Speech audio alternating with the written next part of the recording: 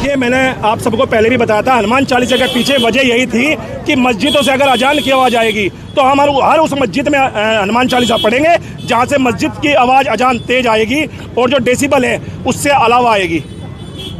ये हिंदू रक्षा दल ने ठाना है, उत्तराखंड ही नहीं पूरे देश में अगर कहीं पर भी मस्जिद की आवाज़ डेसिबल से ज़्यादा आई तो हिंदू रक्षा दल हर उस मस्जिद के बाहर हनुमान चालीसा पढ़ेगा जहां पर इस तरह की आवाज़ें आएगी। लाउड स्पीकर बंद नहीं हुए तो फिर क्या? लाउड स्पीकर बंद नहीं हुए तो हम अभी पुलिस प्रशासन को ज्ञापन दिया है, सब कुछ सौंपा है हमने। हमारे पे दूसरी और तीसरी कार्रवाई भी करनी आती है। अभी पुलिस प्रशासन ने रोक दिया, इस बार हमें रोक नहीं पाएगा। इस बार हम मस्जिद के अंदर जाके हनुमान चालीसा करेंगे।